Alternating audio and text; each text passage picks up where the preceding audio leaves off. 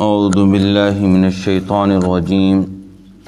بسم اللہ الرحمن الرحیم والذین آمنوا وعملوا الصالحات سندخلهم جنات تجری من تحتها الانہار خالدین فیہا ابدا وعد اللہ حقا ومن اصدق من اللہ قیلا لیس بامانیکم ولا امانی اہل الکتاب من يعمل سوءا يجز به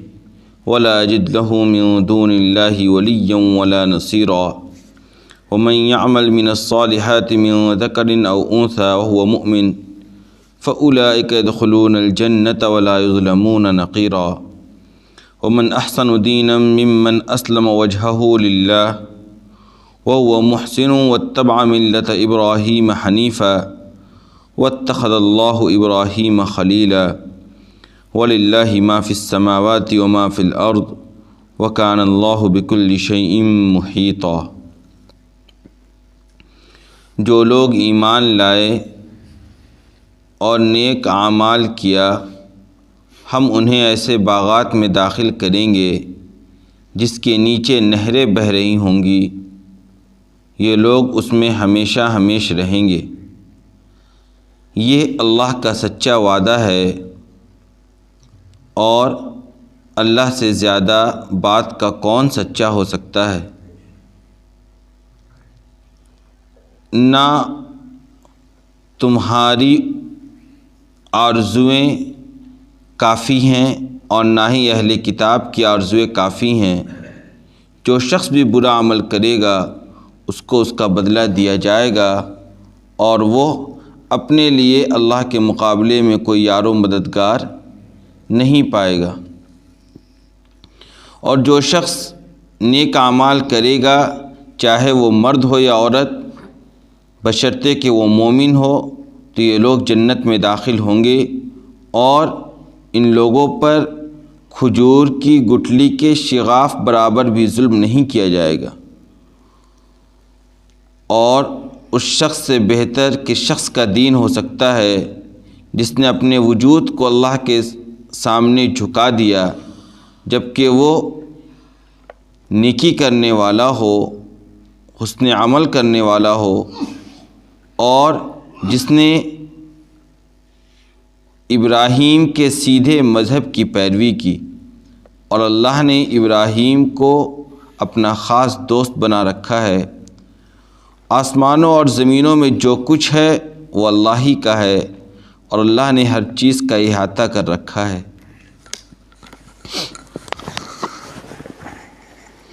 گزشتہ کل ان لوگوں کا تذکرہ کیا گیا تھا جو لوگ شیطان کے بتائے ہوئے راستے پر عمل کرتے ہیں اور شیطان کے ذریعے طرح طرح کے عمل کی طرف جو ان کی رہنمائی کی جاتی ہے ان کو وہ اپنے عمل کے اندر لاتے ہیں۔ ان کے بارے میں یہ بات بتلائی گئی تھی کہ یہی لوگ وہ ہیں جن کو جہنم میں داخل کیا جائے گا اور جہنم برا ٹھکانہ ہے۔ قرآن کریم کا یہ اسلوب اور انداز ہے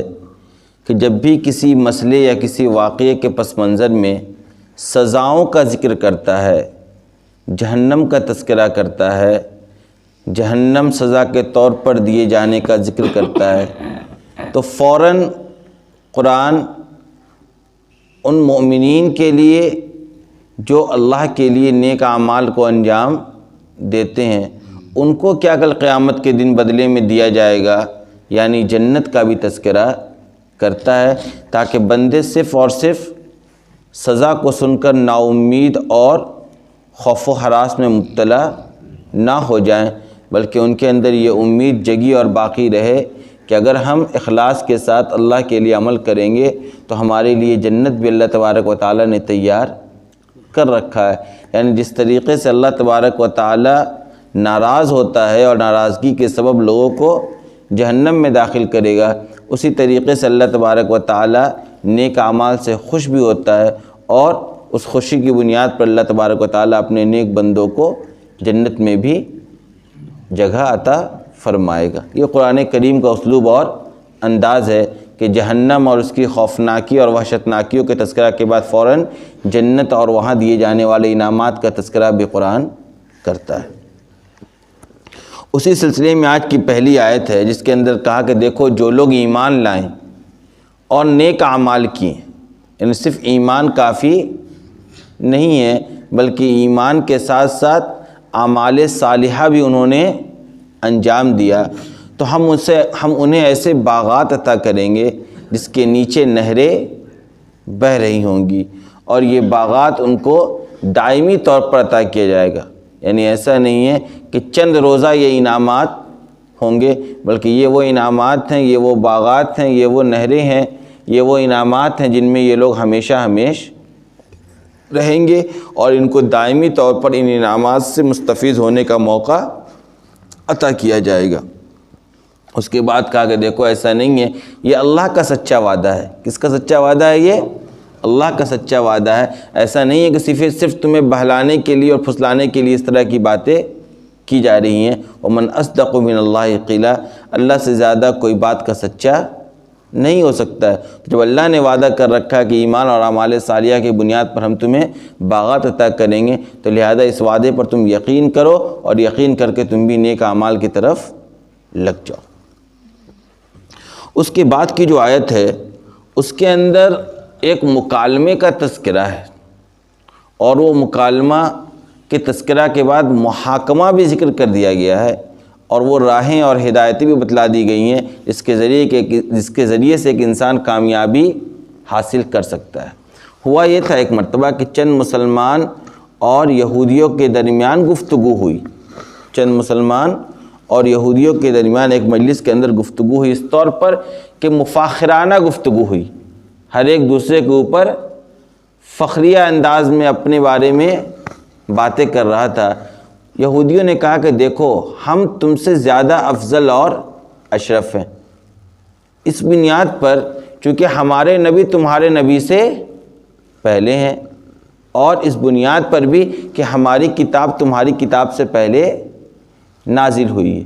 تو مسلمانوں نے کہا کہ نہیں، ہم زیادہ افضل اور اشرف ہیں اس بنیاد پر کہ ہمارے جو نبی ہیں وہ خاتم النبیین ہیں، اور اس بنیاد پر کہ ہمارے اوپر جو کتاب نازل کی گئی وہ گزشتہ تمام کتابوں کو منسوخ کرنے والی ہے۔ اب جو قانون رائج ہوگا، اب جو شریعت چلے گی وہ ہماری کتاب کی چلے گی، لہذا ہم تم سے کیا ہیں؟ افضل اور اعلیٰ ہیں۔ قرآن نے اس آیت کو نازل کر کے اصول بتلا دیا کہ دیکھو محض تمناؤں سے، محض خیالات سے اور محض دعووں سے کوئی افضل اور اعلیٰ نہیں ہوتا ہے۔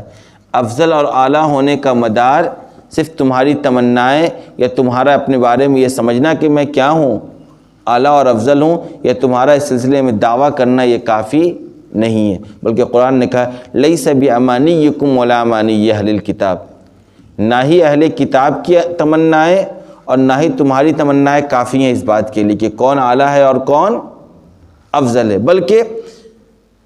من یعمل سوءا یجز بہ، بلکہ حقیقت جان لو کہ جو بھی برا عمل کرے گا اس کو اس کی سزا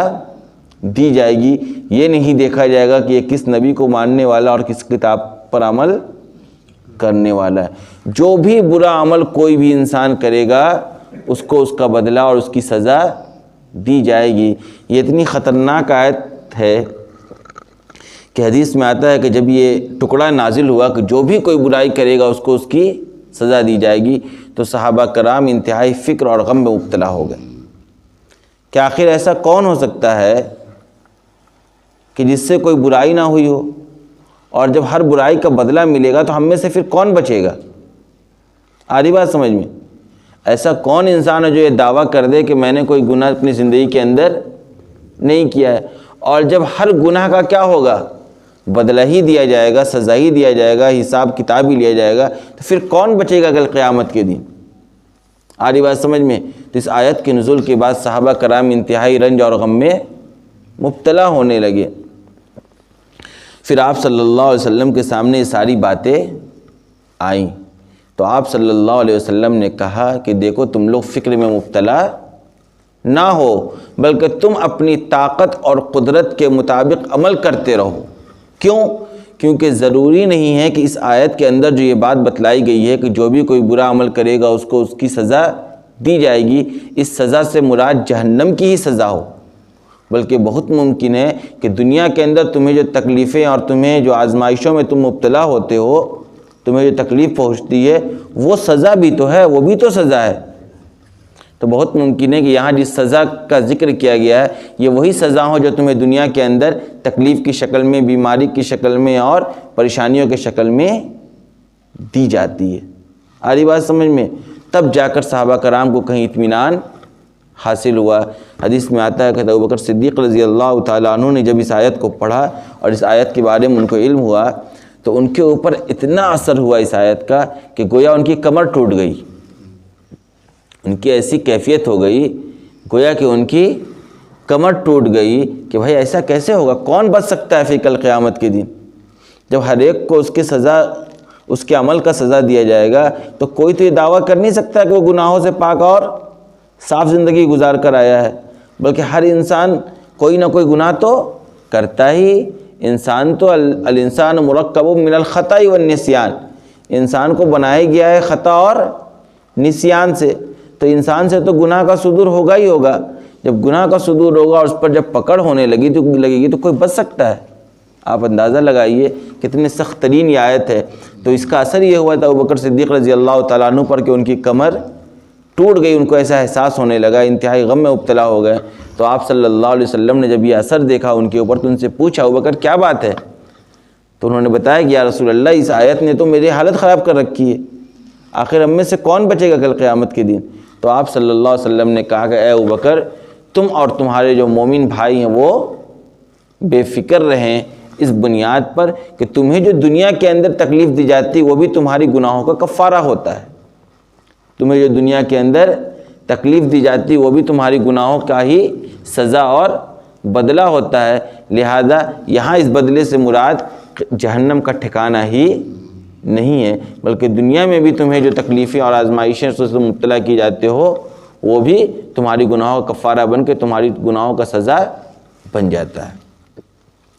لہذا حدیث میں آتا ہے کہ انسان کو کوئی بھی تکلیف ایسی نہیں پہنچتی ہے، یعنی خدا صلی اللہ علیہ وسلم نے پوچھا ابوبکر صدیق تعالیٰ عنہ سے کیا تم بیمار نہیں پڑتے ہو؟ انہوں نے کہا جی پڑتا ہوں۔ کیا تمہیں تکلیفیں نہیں پہنچتی؟ کہا جی تکلیفیں پہنچتی۔ کہا یہی بھی تو تمہاری اعمال کا سزا ہے،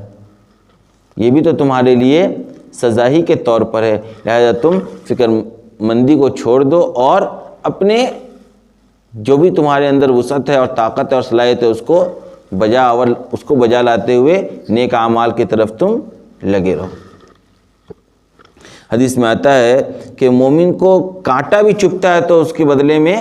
اس کے گناہ معاف کی جاتے ہیں، اور مشہور روایت ہے جو میں نے اس سے پہلے بھی آپ کو بتلائی تھی کہ انسان کو یہ بھی جو تکلیف پہنچتی ہے کہ ایک جیب میں کوئی سامان تلاش کر رہا تھا اور دوسرے جیب میں وہ سامان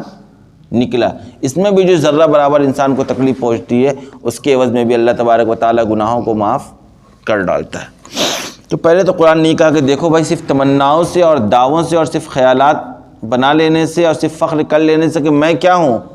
بہت افضل اور اشرف و کام چلنے والا نہیں ہے، بلکہ کہا کہ دیکھو میں تمہیں بتا دیتا ہوں کہ اولاً تو جو بھی برا عمل کرو اس کا بدلہ دیا جائے گا، اور پھر تم اس سلسلے میں اللہ کو چھوڑ کر کوئی یار و مددگار بھی نہیں پاؤ گے، یعنی ایسا نہیں ہے کہ تمہیں جب سزا دی جائے گی تو تمہارا کوئی یار و مددگار کل قیامت کے دن کھڑا ہو جائے گا اللہ کو چھوڑ کر۔ کہا دیکھو ایسی بات نہیں ہے، بلکہ حقیقت یہ ہے کہ افضلیت کا مدار یہ ہے، افضلیت اور اعلیٰ ہونے کا مدار یہ ہے جو میں اگلی آیت میں بتلا رہا ہوں، یہ جس کے اندر پایا جائے گا وہی افضل اور اعلیٰ ہوگا اور وہی دونوں جہان میں کامیاب ہوگا، صرف دعوے سے کوئی افضل اور اعلیٰ نہیں ہوتا ہے۔ اس کو قرآن نے کہا کہ دیکھو وَمَن يَعْمَلْ مِنَ الصَّالِحَاتِ مِن ذَكَرٍ أَوْ أُنثَىٰ وَهُوَ مُؤْمِنٌ فَأُولَٰئِكَ يَدْخُلُونَ الْجَنَّةَ وَلَا يُظْلَمُونَ نَقِيرًا، کہ جو بھی نیک اعمال کرے گا، جو بھی نیک اعمال کو انجام دے گا، خواہ وہ مذکر ہو یا مؤنث ہو، یعنی خواہ وہ مرد ہو یا عورت ہو، اس سے کوئی فرق نہیں پڑتا اس نیک اعمال کو انجام دینے والا مرد ہے یا عورت ہے، جو بھی نیک اعمال کو انجام دے گا وَهُوَ مُؤْمِن، بشرطے کہ وہ مومن بھی ہو، یعنی نیک اعمال تو انجام دے رہا لیکن اس کا ایمان اللہ تبارک و تعالیٰ کی ذات پر نہیں ہے، تو اس سے کام چلنے والا نہیں ہے، بلکہ جو بھی نیک اعمال کو انجام دے گا، خواہ مرد ہو یا عورت، اور وہ مومن ہو، فَأُولَئِكَ يَدْخُلُونَ الْجَنَّةَ وَلَا يُظْلَمُونَ نَقِيرًا، تو یہ وہ لوگ ہیں جن کو جنت میں داخلہ عطا کیا جائے گا، اور ان کے اوپر ذرہ برابر بھی، نقیر لفظ آتا ہے، اس کا معنی ہوتا ہے کھجور کی گٹھلی کا جو شگاف ہوتا ہے، تو کہا اس شگاف کے برابر بھی کسی کے اوپر ظلم نہیں کیا جائے گا، بلکہ وہ جو بھی نیک اعمال لے کر آئے گا اس کو بدلہ کل قیامت کے دن جنت کی شکل میں اس کو عطا کیا جائے گا۔ اور وَمَنْ أَحْسَنُ دِينًا مِّمَّنْ أَسْلَمَ وَجْهَهُ لِلَّهِ وَاتَّبَعَ مِلَّةَ إِبْرَاهِيمَ حَنِيفًا وَاتَّخَذَ اللَّهُ إِبْرَاهِيمَ خَلِيلًا۔ اور یہ بات بتلاؤ مجھے کہ اس شخص سے بہتر کس شخص کا دین ہو سکتا ہے، اس شخص سے بہتر کس شخص کا دین ہو سکتا ہے جس نے اپنے پورے وجود کو اللہ کے سامنے سرنڈر ڈال دیا ہو، جس نے اپنے پورے وجود کو کدھر متوجہ کر دیا ہو، اللہ کی طرف متوجہ کر دیا ہو، وہ محسن، اور وہ حسن عمل کو انجام دینے والا ہو، اور وہ حسن عمل کو انجام دینے والا ہو، یعنی کہا کہ دیکھو سب سے بہتر وہ شخص ہوگا، سب سے بہتر دین اس کا ہوگا جس نے اپنی زندگی کے ہر عمل کو اللہ کے لیے کیا ہوگا، جس نے اپنی زندگی کے ہر عمل کو اللہ کے لیے کیا ہوگا، اللہ کی رضا کے لیے کیا ہوگا، اور ساتھ ہی ساتھ وہ عمل بھی حسن عمل ہوگا، وہ عمل بھی حسن عمل ہوگا۔ کہا دیکھو یہ دو بنیادی شرط ہے، یہ دو بنیادی شرط جس انسان کے عمل میں بھی پایا جائے گا وہی انسان اعلیٰ اور افضل ہوگا، وہی انسان کل قیامت کے دن جنت کا مستحق ہوگا۔ اور وہ دو صفت کیا ہے؟ نمبر ایک، اسلم وجہہ للہ، اپنے چہرے کو اللہ کی طرف پھیر دیا ہو، مطلب پوری توجہ ہر عمل میں کس کی طرف ہو؟ اللہ کی طرف ہو، ہر عمل کے کرنے کا بنیادی مقصد کیا ہو؟ اللہ کی رضا جوئی ہو، کوئی ریاکاری، کوئی دکھلاوا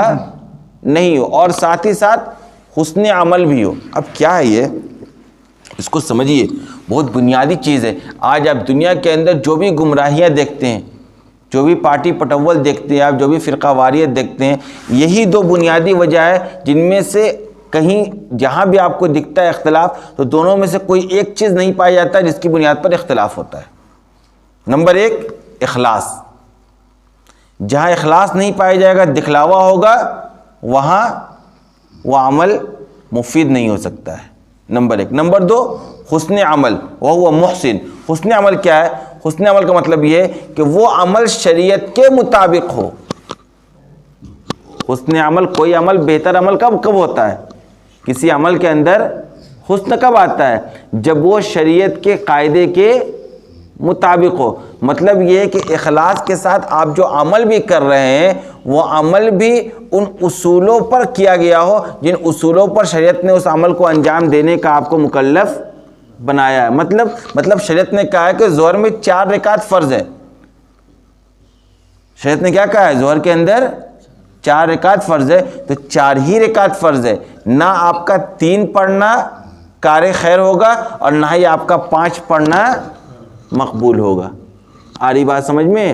حسن عمل کا مطلب یہ ہے کہ ایک شریعت نے جن چیزوں کو سنت قرار دیا ہے آپ اس کو سنت سمجھ کر ہی انجام دے رہے ہیں، تب وہ حسن عمل ہے۔ اگر آپ سنت کو فرض سمجھ کر انجام دے رہے ہیں، سنت کو واجب کا درجہ دے رہے ہیں، یا سنت کو آپ اس کی اہمیت کو گھٹا رہے ہیں، نفل اور مستحب کے درجے میں ڈال رہے ہیں، تو یہ حسن عمل نہیں ہوگا۔ اب آپ جا کر دیکھیں جو بھی گمراہیاں اسی بنیاد پر ہیں، یا تو وہ گمراہ فرقہ اس بنیاد پر ہے کہ چونکہ وہ دین سمجھ کر جس عمل کو کر رہا ہے وہ دین ہی نہیں ہے، دین کے اصولوں پر ہی نہیں ہے، شریعت کے مطابق ہی نہیں ہے۔ یعنی آپ ایک کام بہت اخلاص کے ساتھ اللہ کے لیے کر رہے ہیں، بہت اخلاص کے ساتھ، لیکن عمل کرنے کا طریقہ آپ نے وہ اپنا رکھا ہے جو طریقہ آپ صلی اللہ علیہ وسلم کے طریقے کے خلاف ہے۔ آ رہی بات سمجھ میں؟ یا یہ کہ آپ طریقہ تو بالکل وہی اپنا رہے ہیں جس طریقے پر آپ صلی اللہ علیہ وسلم نے اس عمل کو انجام دیا ہے، لیکن آپ کے مقصد کے اندر خلل ہے، آپ کے مقصد کے اندر ریاکاری ہے، آپ کر رہے ہیں اللہ کو چھوڑ کر دنیا والوں کو دکھلانے کے لیے۔ آ رہی بات سمجھ میں؟ بہت سے لوگ بہت سب کچھ انتظامات کرتے ہیں لیکن مقصد ان کا دنیا ہوتا ہے، سارے نیک اعمال کرتے ہیں لیکن مقصد کیا ہوتا ہے؟ دنیا کا حصول ہوتا ہے تو وہ بھی کیا ہے؟ رائے گاہ ہے، اس کا کوئی فائدہ نہیں ہے۔ بلکہ دو بنیادی شرطیں، جو میں بار بار ایک بات کہتا ہوں نا کہ دین نام ہے اتباع شریعت کا، کہتا ہوں نا یہ بات کہ دین نام ہے آپ صلی اللہ علیہ وسلم کے بتائے ہوئے طریقے اور راستے کا۔ جو اس طریقے پر دین پر عمل کرے گا اسی کا دین قابل قبول ہوگا۔ اور دیکھیے اس اصول کو جو بنایا گیا اسی آیت کو سامنے رکھ کر بنایا گیا ہے۔ کوئی بھی اصول جو فقہ کرام بتاتے ہیں یا بناتے ہیں وہ اپنی طرف سے من گھڑت اصول نہیں ہوتا ہے، وہ قرآن و حدیث سے ہی کشید کر کے اصول تیار کیا جاتا ہے۔ آ رہی بات سمجھ میں؟ تو یہ قرآن نے صاف کہا کہ جو بھی اس شخص سے بہتر دین نہیں ہو سکتا ہے کسی کا بھی جس نے پوری توجہ پورا وجود کدھر متوجہ کر دیا؟ اللہ کی طرف، یعنی اخلاص کے ساتھ اللہ کے لیے ہی وہ عمل کر رہا ہو اپنے دین میں، اور نمبر 2 محسن ہو، حسن عمل پیش کر رہا ہو۔ اور حسن عمل کی تفسیر ہم نے آپ کے سامنے بتلا دی کہ اس کا وہ عمل شریعت کے مطابق ہو، ورنہ لاکھ آپ کوئی عمل کر رہے ہیں اور وہ شریعت کے بتائے ہوئے قاعدے کے مطابق نہیں ہے، شریعت کے بتائے ہوئے اصولوں کے مطابق نہیں ہے، آپ صلی اللہ علیہ وسلم کی سنت کے مطابق نہیں ہے، تو وہ عمل حسن عمل نہیں ہوگا۔ اور یہی سارے اختلافات کا جڑ ہے۔ جتنے بھی لوگ آپ کو گمراہ فرقے دکھتے ہیں اس کی بنیاد یہی ہوتی ہے کہ وہ نیک عمل تو کر رہے ہیں لیکن وہ نیک عمل بظاہر نیک عمل ہے، آپ اس کے تہ میں جائیے گا تو وہ شریعت کے خلاف عمل ہے، آپ صلی اللہ علیہ وسلم کے بتائے ہوئے راستے کے خلاف ان کا عمل ہے۔ اور دیکھ لو واتبع ملت ابراہیم حنیفہ، اور بنیادی عمل یہ کہ وہ ابراہیم کے سیدھے مذہب کا پیروکار ہو، یعنی وہ ملت ابراہیمی کا ماننے والا ہو۔ ابراہیم علیہ السلام جو نقوش چھوڑ کر گئے، جو امت محمدیہ ہے، یہ دین محمدی ہے، یہ دین ابراہیمی کا تتمہ ہے۔ اس کا تذکرہ بہت پہلے بھی آ چکا ہے کہ ہمیں اور آپ کو جو دین اور شریعت دی گئی ہے یہ اصل میں ابراہیم علیہ السلام کو دی ہوئی دین اور شریعت کا ہی تتمہ ہے۔ اسی شریعت کو مکمل کر کے امت محمدیہ کو دیا گیا ہے۔ تو دوسری بات اس کے اندر یہ ہو کہ وہ ابراہیم کے راستے کی پیروکار ہو، ابراہیم کے مذہب کا ماننے والا ہو۔ کیوں؟ واتخذ اللہ ابراہیم خلیلا، کیونکہ ابراہیم کو اللہ نے اپنا خاص دوست بنا رکھا ہے، اور دوست کا دوست بھی دوست ہوتا ہے۔ جب دوست کے راستے دوست محبوب اور پسندیدہ ہوتا ہے تو دوست کے راستے پر چلنے والا بھی محبوب اور پسندیدہ ہوتا ہے۔ اللہ تبارک و تعالیٰ نے ابراہیم علیہ السلام کو اپنا دوست بنا رکھا ہے، لہذا ابراہیم علیہ السلام کے راستے پر جو بھی چلے گا وہ بھی اللہ کے نظر میں پسندیدہ اور محبوب بنے گا۔ یہ وہ بنیادی اصول ہے جو قرآن نے اس آیت کے ذریعے سمجھا دیا کہ دیکھو، صرف فخر کرنے سے، صرف یہ سمجھنے سے کہ میں کہاں پیدا ہوا ہوں، امت محمدیہ میں پیدا ہوا ہوں، یا صرف یہ سمجھنے سے کہ میں مسلمان گھر میں پیدا ہوا ہوں، یا صرف یہ سمجھنے سے کہ میری پیدائش مکہ اور مدینہ کے اندر ہے لہذا میں بہت اعلیٰ اور افضل ہوں، کہا یہ سب تمہاری صرف کیا ہیں؟ خیالات اور تمنائیں ہیں۔ اس سے کوئی فرق نہیں پڑتا، فرق پڑتا ہے تمہارے حسن عمل سے، فرق پڑتا ہے تمہارے اخلاص سے۔ لہذا نہ ہی ان یہودیوں کے فخر کرنے میں اور تمنا کرنے میں کچھ رکھا ہے، اور نہ ہی مسلمان تمہارے فخر کرنے میں اور تمنا کرنے میں کچھ رکھا ہے، بلکہ من یعمل سوء یجزا بہ، بلکہ جو بھی کوئی برا عمل کرے گا اس کو اس کی سزا دی جائے گی، خواہ وہ کسی نبی کو ماننے والا ہو، کسی کتاب پر ایمان رکھنے والا ہو، کسی علاقے میں رہنے والا ہو، کسی خاندان میں پیدا ہونے والا ہو، کسی رنگ اور نسل اور زبان کا استعمال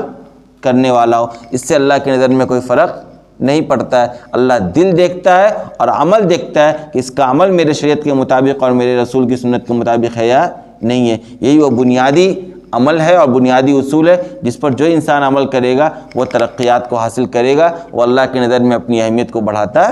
چلا جائے گا۔ کہا جان لو وَلِلَّهِ مَا فِي السَّمَاوَاتِ وَمَا فِي الْأَرْضِ وَكَانَ اللَّهُ بِكُلِّ شَيْءٍ مُحِيطًا، کہ جو کچھ بھی آسمانوں اور زمین میں ہے سب کا مالک کون ہے؟